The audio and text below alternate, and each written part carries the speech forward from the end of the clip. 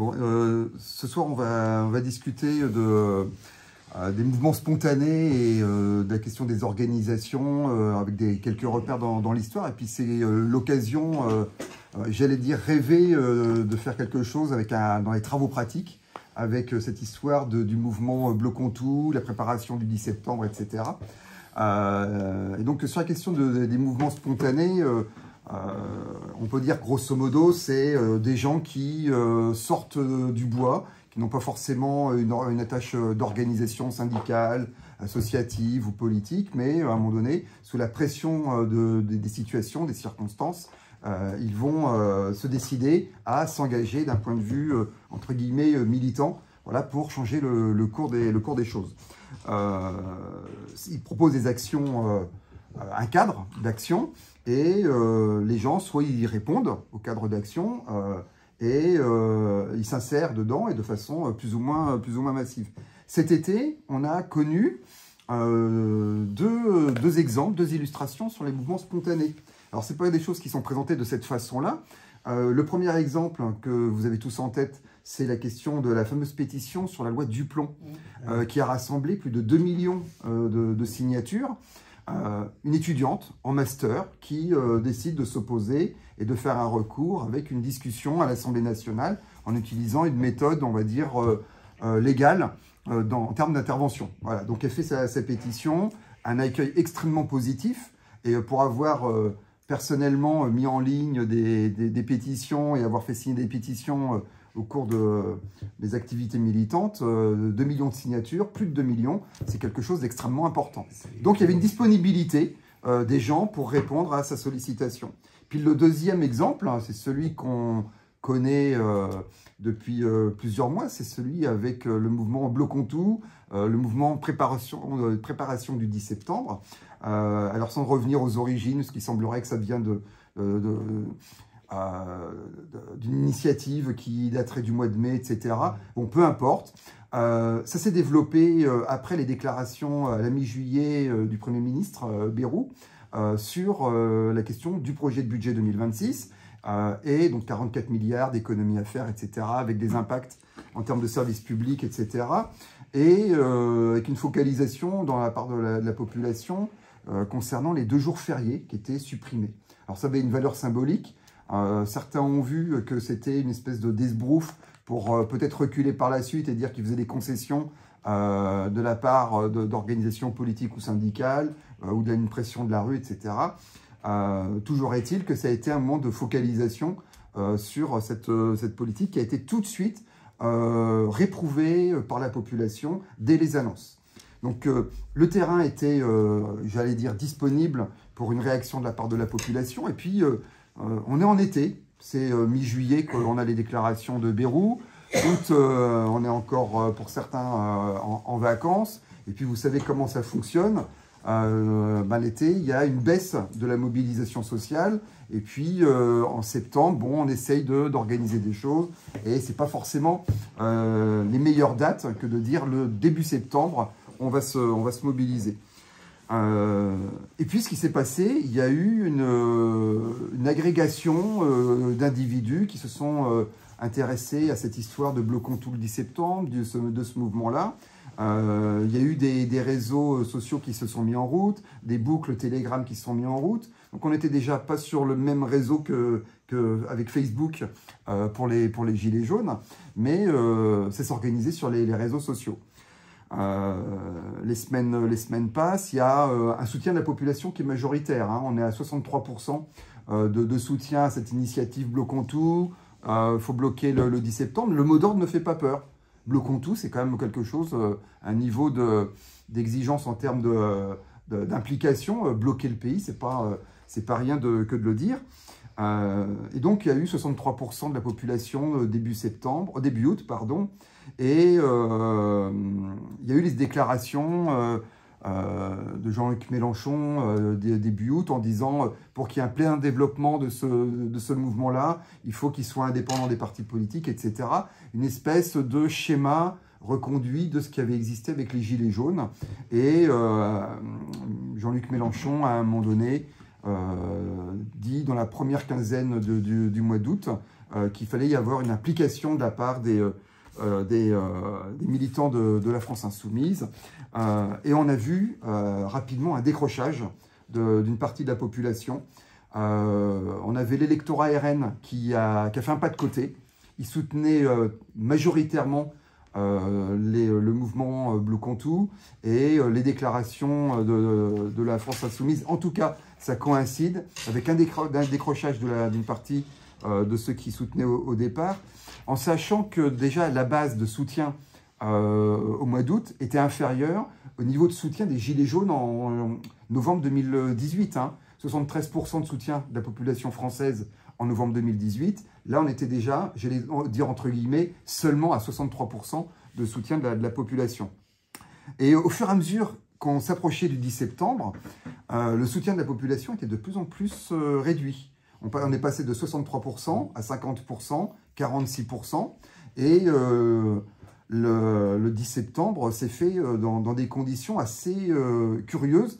Et c'est vrai que quand on discute d'un mouvement social, il faut le discuter dans sa singularité. Quels sont les différents caractères qui l'identifient de sa personnalité propre, qui fait qu'un mouvement social n'est jamais identique à un autre mouvement. Celui du 10 septembre n'est pas identique au mouvement des retraites du premier semestre 2023. Il n'est pas identique aux Gilets jaunes. Pourquoi il n'est pas identique? Quelles sont les dynamiques sociales qui font qu'il n'est pas dynamique? Il y a une première chose, et ça a été démontré par une enquête de la Fondation Jean Jaurès, le soutien de ceux qui étaient impliqués dans le mouvement du 10 septembre étaient des gens avec un fort niveau de qualification, très diplômés, beaucoup de Bac plus 3, Bac plus 5. Les Bac plus 3 et les Bac plus 5 étaient surreprésentés par rapport à la moyenne nationale. Les détenteurs du CAP, BEP étaient très inférieurs à la moyenne nationale. Les retraités étaient en recul par rapport à la moyenne nationale. Les ouvriers, qui pèsent, selon les statistiques, 13% dans la population, étaient représentés à la hauteur de 6%, etc., etc. Et donc, on imagine bien qu'en fonction des couches sociales qui se mobilisent, on n'a pas le même discours qu'on va retrouver dans les assemblées générales qui se sont mises en place courant août, début septembre. Et donc, les discussions ne sont pas les mêmes selon l'origine sociale de l'individu. Hein. Et donc, du coup, quand on a des assemblées générales qui se réunissent, eh bien, les gens ils viennent avec leur propre spontanéité, leur propre subjectivité dans la discussion. Vous faites venir des étudiants à une assemblée générale, c'est pas la même chose que si vous faisiez venir des retraités, des chômeurs. Hein. D'ailleurs, j'en ai pas parlé, la précarité était assez peu représentée de manière générale dans la base impliquée dans les réseaux sociaux pour préparer le 10 septembre. Et puis, ce qui s'est passé dans sa singularité de ce mouvement-là, c'est le changement d'attitude des partis de gauche et des syndicats. Hormis la CFDT, l'ensemble des organisations syndicales ont décidé, sur la base du bilan qu'ils avaient tiré du mouvement des Gilets jaunes, il n'était pas possible d'être en dehors de ce mouvement spontané. Il fallait avoir une attitude bienveillante à l'égard de la préparation du 10 septembre avec le mouvement Bleu Contou. Et donc, du coup, nous voilà arrivés début septembre. Les syndicats, une grande partie des syndicats appellent à la grève le 10 septembre, sauf la CFDT, alors sous des formes différentes. Il y a une attitude extrêmement positive de la part de certaines équipes syndicales. Et on va s'apercevoir de quelque chose d'assez extraordinaire quand je fais part de la singularité de ce mouvement-là. C'est l'implication dès le départ, peut-être pas d'équipe syndicale, mais en tout cas d'individualités syndicales impliquées dans les assemblées générales, spontanées, issues des réseaux sociaux, des boucles Telegram, etc. Et donc, pour vous faire part d'une expérience personnelle, je me rends à l'assemblée générale de préparation du 10 septembre, et on est une cinquantaine. Alors, on est dans une petite commune de 25 000 habitants, 25 000, 27 000 habitants. On a une cinquantaine de personnes, bon, c'est pas mal. Et je regarde qui est dans l'assemblée. Il se trouve que je connais une partie des personnes qui sont dans l'assemblée générale. Et d'après mon décompte, il y avait au moins 20% des personnes dans cette assemblée générale issues d'un mouvement spontané, des réseaux, boucles Telegram, etc., qui étaient des syndicalistes. 20%. C'est-à-dire que ça ne reflétait pas du tout la proportion de ce que représente le syndicalisme dans la société française, et donc une grande implication syndicale de la part d'un certain nombre de syndicalistes dans cette préparation.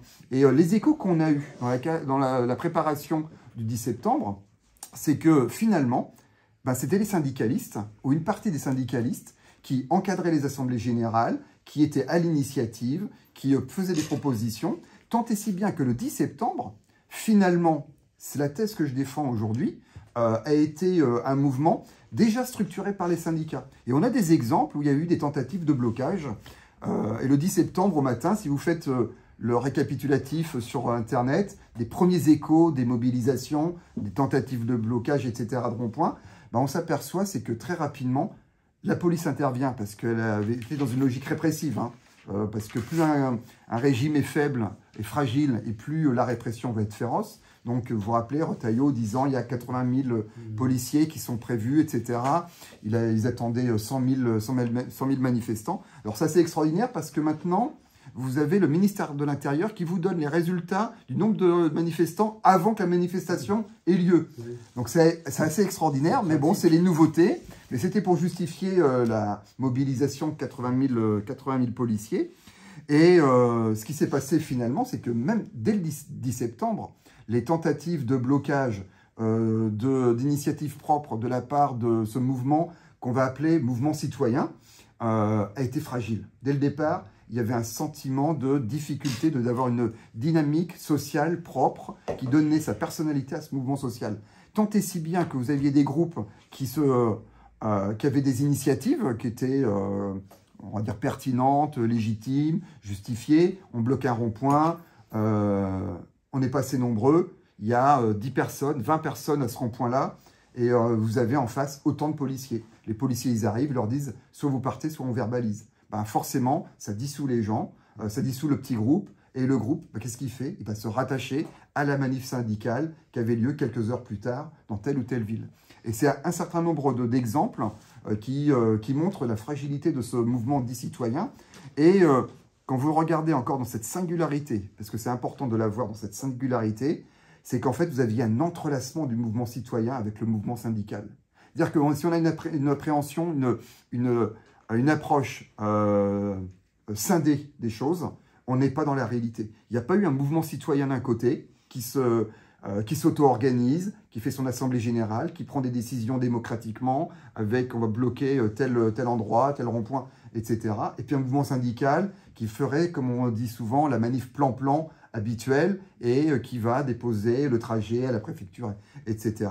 En fin de compte, il y avait déjà un entrelacement. Un entrelacement entre ce mouvement du 10 septembre et le mouvement syndical. Et peut-être d'ailleurs que grâce au mouvement syndical, ceux qui étaient de façon sincère et désintéressés dans ce mouvement, qui y croient de Bloucontou, de faire une action d'ampleur et d'envergure, voilà, on fait quelque chose d'extraordinaire, d'exceptionnel, on rompt avec les vieilles pratiques. Ils ont été quelque part, à un moment donné, vertébrés dans leur activité par l'activité syndicale. Et puis, il y a eu un problème dans ce mouvement-là, c'est qu'une fois qu'on a dit on fait un mouvement le 10 septembre, bloquons tout, on fait quoi le 11, on fait quoi le 12, on fait quoi le 13, qu'est-ce qu'on fait par la suite? Et là, vous vous êtes aperçu que la grande difficulté de se réunir à nouveau, et là où il y avait eu des assemblées générales extrêmement nombreuses, vous prenez la ville de Nantes, 1500 personnes en assemblée générale. C'est énorme, énorme. Les assemblées générales à Nantes, depuis début septembre, aujourd'hui, c'est en diminution constante. Et à Caen, en Normandie, il y avait eu 400 personnes réunies en assemblée générale courant août pour préparer le 10 septembre. Et aujourd'hui, qu'est-ce qui se passe? Eh bien, il n'y a pas de perspective, il n'y a pas d'action, il n'y a pas de rythme, etc. Et si vous prenez le schéma des Gilets jaunes, le schéma des Gilets jaunes, finalement, c'était le rendez-vous hebdomadaire du samedi. Et effectivement, quand on sait que de toute façon, tant qu'on n'a pas obtenu gain de cause, eh bien, tous les samedis, on va battre le pavé, on ira à Paris, on fera des ronds-points, etc. Et entre les deux samedis, qu'est-ce qu'il y avait? Eh bien, il y avait ceux qui ne pouvaient pas faire grève parce qu'ils étaient soit à la retraite, soit ils étaient chômeurs, et ben, eux, ils faisaient l'animation du rond-point, des blocages, durant toute la semaine, entre deux samedis. À l'heure actuelle, c'est ça qui est aussi intéressant, c'est la place qu'occupe aujourd'hui le mouvement syndical. Quand vous regardez sur Internet, un certain nombre d'expressions disant les syndicats c'est du passé, ils ont des méthodes obsolètes, faut les dépasser, faut les déborder, etc. Il y a un regain d'intérêt pour le syndicalisme en France. Ça, il faut le savoir. Depuis 2017-2018, les sondages montrent une hausse constante de l'intérêt accordé au syndicalisme. Alors, ce n'est pas quelque chose qui est uniforme. Au niveau des adhésions, tu as des chiffres? Alors, au niveau des adhésions, il y a eu un petit regain au mouvement de la réforme des retraites, ouais. Mais ce n'est pas forcément très pertinent. Par contre, quand il y a des enquêtes régulières où on pose tout le temps la même question, est-ce que vous faites confiance ou pas confiance à telles institutions? Donc ça passe des partis politiques, les syndicats, le gouvernement, les personnalités religieuses, les médias. Depuis 2017, l'intérêt pour le syndicalisme augmente. Donc on était sur un étiage de 27% en 2017. Et aujourd'hui, on est à 37% d'intérêt pour le syndicalisme. Alors, ce n'est pas la majorité. On était à 40% l'année dernière. Il y a une perte de 3%. Ceci dit, il y a eu une enquête encore parallèle à celle qui fait une recherche depuis des années sur la confiance ou pas qu'on accorde. Il y a eu un sondage récemment, alors qui est avec des formulations très curieuses. C'est est-ce que vous pensez que les syndicats sont favorables au dialogue social ou sont un élément de blocage pour le pays? Alors, c'est curieux parce qu'en plus, dans la période où on parle de bloquer tout, ceux qui vont dire, bah non, c'est un élément de blocage et on est satisfait que ce soit un élément de blocage parce qu'on est pour bloquer la politique du gouvernement, eh bien, on pourrait penser qu'ils allaient dire, bah moi, je pense que c'est un élément de blocage. Et en fait, quand on regarde la répartition par proximité politique, ceux qui pensent que le syndicat est un élément de blocage, c'est les proches de Macron. C'est LREM, les LR, etc. Et ceux qui pensent que c'est un élément de dialogue social dans le pays, c'est des gens qui sont dans la précarité, plutôt à gauche, etc. D'ailleurs, ce sondage, il est intéressant, parce que quand il y a une étude en plus qui s'insère au niveau des couches sociales, aujourd'hui, les employés et les ouvriers sont confiants à 52% dans l'activité syndicale. Ça, c'est intéressant. Hein.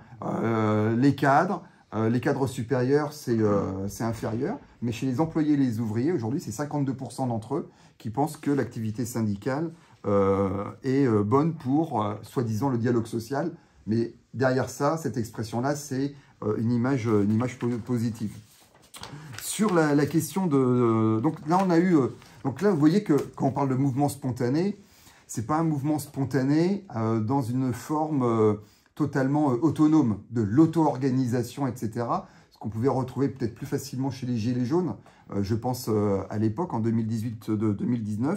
Là, on a des imbrications d'organisations, voire de partis, avec des membres de la population qui sont sincères, et qui disent qu'il faut faire quelque chose, mais qui aujourd'hui n'arrivent pas à avoir une activité d'auto-organisation aussi indépendante qu'elle le souhaiterait. Hein. Alors, sur les mouvements sociaux et sur la relation avec les organisations, il y a une forme de tradition de la méfiance des organisations syndicales et politiques à l'égard de tout ce qui est spontané. En disant, avec 3 arguments. Le premier argument, c'est qui sont-ils? C'est quoi leur mot d'ordre? Quelles sont leurs modalités d'action? Et dans l'histoire du mouvement ouvrier, la relation, elle n'est pas forcément si mauvaise ou distincte ou méprisante. Vous pouvez avoir des initiatives d'organisation où il n'y a pas de mouvement spontané, mais vous pouvez avoir des situations où une organisation syndicale peut encadrer un mouvement spontané et lui donner toute son ampleur. Et à cet égard, quand il y a des critiques formulées contre les syndicats, en disant « la grève, ça ne sert à rien, les manifs, ça ne sert à rien ».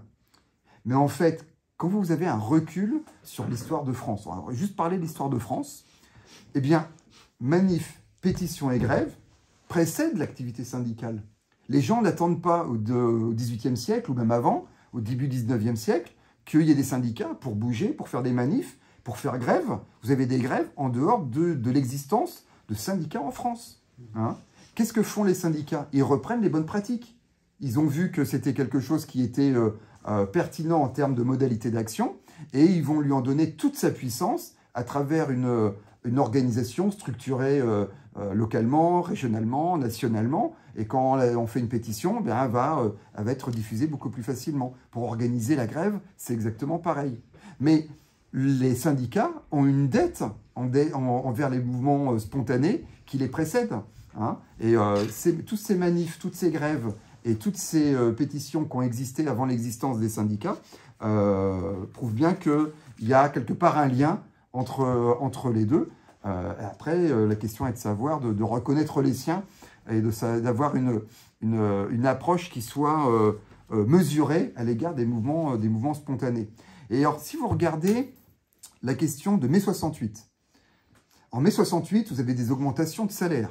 Le SMIC passe à 35%, pardon. Voilà, 35% d'augmentation, 30, 35, on va pas... Alors, c'est selon les secteurs en plus. Et ça part d'où, mai 68? Mai 68, ça part d'une bataille démocratique pour la libération d'étudiants de Nanterre, puis de la Sorbonne. Ça part de là. Le feu, il part de là. La flamme de départ, c'est ça. Et on part de cette histoire démocratique de libérer nos camarades en prison, etc., à des créations d'emplois dans la fonction publique, des augmentations de salaire, la reconnaissance des sections syndicales, et y compris dans le mouvement, vous apercevez quelque chose. Le plus grand mouvement social de l'histoire de France. Donc, départ, est ce que tu viens de dire. Hein. Mais 13 millions de grévistes, ça ne s'est jamais vu autrement. Et donc, du coup, ce qui est intéressant, y compris quand on a une mémoire syndicale, et quand on fait du syndicalisme sincère, c'est de toujours étudier comment les choses se font. Et par exemple, sur les modalités d'action. Donc là, il y a des débats sur les modalités d'action. En mai 68, vous avez un comité de grève qui contrôle la distribution de l'essence en Seine-Maritime. Extraordinaire. Vous avez un contrôle de la circulation aussi du côté de Nantes. Voilà, Nantes, c'est un haut lieu des luttes sociales depuis très longtemps. Il y a une tradition ouvrière, anarcho-syndicaliste, d'action directe sur la Loire-Atlantique, autour de Nantes, de Saint-Nazaire. Et ces modalités d'action, de contrôle de la distribution de l'essence, est-ce que vous imaginez une seconde que ça a été décidé dans un congrès national de la CGT? Ben non, c'est le comité de grève qui dit à un moment donné, on a une question pratique, comment on va contrôler cette histoire-là, à qui on accorde en priorité l'essence. Donc c'était plutôt peut-être pour le transport des malades, des gens qui étaient blessés, etc. Mais il y avait un contrôle qui se faisait de cette manière-là. Et les modalités d'action sont déterminées au cours de la lutte elle-même. C'est-à-dire que ça, c'est une expression à un moment donné de qu'est-ce qu'on peut faire à tel ou tel moment dans une action de mouvement spontané, des luttes sociales. Et c'est vrai que quand on regarde cet exemple de mai 68, on part d'une question démocratique, libérer nos camarades, oui, et on arrive sur l'augmentation de SMIC. Mais vous regardez un autre aspect, la résistance. Pendant la Deuxième Guerre mondiale, vous avez un mouvement spontané. Alors, le mouvement spontané, ce n'est pas une action de masse. Hein. Alors, vous imaginez les histoires de clandestinité, la répression qui était féroce. Eh bien, vous avez un mouvement spontané de gens qui n'ont pas d'attache politique, syndicale, mais qui se positionnent contre le régime de Vichy et la présence des nazis en France. Et qu'est-ce qui se passe? Eh bien, vous avez des regroupements qui se font sur des bases professionnelles ou familiales. Et pour avoir fréquenté, dans le cadre de mes activités professionnelles, des milieux de la résistance et de la déportation dans mon département, j'ai constaté qu'il y avait une famille que rien ne prêtait et ne prédestinait à une activité de résistance et qui s'est mis, dès 1940, à entrer dans des actes de résistance, à avoir des alliés, de chercher d'autres groupes de résistance, se lier à l'Angleterre, etc. Voilà. Comme on est en Normandie, c'était assez pratique. Et tous ces exemples-là montrent bien qu'on a des formes très diversifiées dans les mouvements spontanés. Hein, c'est sur des bases familiales, professionnelles, des amitiés dans des communes, de relations de quartier, etc., qui fait qu'on arrive à se mobiliser. Donc les mouvements spontanés, oui, effectivement, faut les... Elles ont un intérêt. C'est un peu la conclusion que je pourrais avoir. C'est que quand on fait les choses avec ses tripes, on est 10 000 fois plus puissant que si on fait quelque chose où c'est ce qui a pu être critiqué dans le passé ou encore à l'heure actuelle. La grève presse-bouton, on fait des choses tranquillement, il n'y a pas de mobilisation réellement, etc. Et on sait très bien que si on part du point de vue du rapport de force qu'on veut instituer dans un pays pour gagner sur des revendications, pour un changement de régime, puisque là, il y a eu des mélanges aussi, ça c'est un aspect dont je n'ai pas parlé, le niveau des revendications. Il y a eu le 10 septembre et le 18 septembre des mots d'ordre politiques. Les mots d'ordre politiques ont été repris par des équipes syndicales. Macron démission, Le Cornu démission. Eh bien ça, ce n'était pas simplement un trait caractéristique de ce qu'on aurait pu appeler le mouvement citoyen, mais les équipes syndicales à l'heure actuelle reprennent aussi ces mots d'ordre-là, les mélangeant de façon d'ailleurs pertinente avec des revendications professionnelles, corporatives, etc., qui donnent de la chair et de l'incarnation à la lutte pour un meilleur budget, etc., etc. Voilà. Mais alors pour nous, la question qui est posée, c'est comment on donne une pleine puissance aux choses, comment on permet à un mouvement social d'avoir un maximum d'ampleur et d'embrasser un maximum de monde. Et peut-être que ce serait le propos final qui ne sera pas forcément quelque chose d'extraordinairement optimiste, c'est qu'on est dans une société avec 68 millions d'habitants. Et aujourd'hui, on ne peut pas se dire, quand on a une manifestation avec 100 000, 200 000, même 1 million de personnes qui manifestent dans les manifs, dans les rues de France, imaginez-vous qu'1 million de personnes, sur la base des possibilités de mobilisation, on va dire quoi? Un jeune de 16 ans qui est en seconde, première, et puis jusqu'à quelqu'un qui va avoir 70, 75 ans qui pourrait éventuellement participer à des manifestations, eh bien, et même plus, visiblement, et même plus, eh bien, 1 million de manifestants, c'est une goutte d'eau dans le pays. C'est quelques pourcents des possibilités de mobilisation dans la société. On est à 1 million de personnes qui manifestent, allez, c'est 2-3% du potentiel de mobilisation de la société française en 2025. Merci. Merci beaucoup.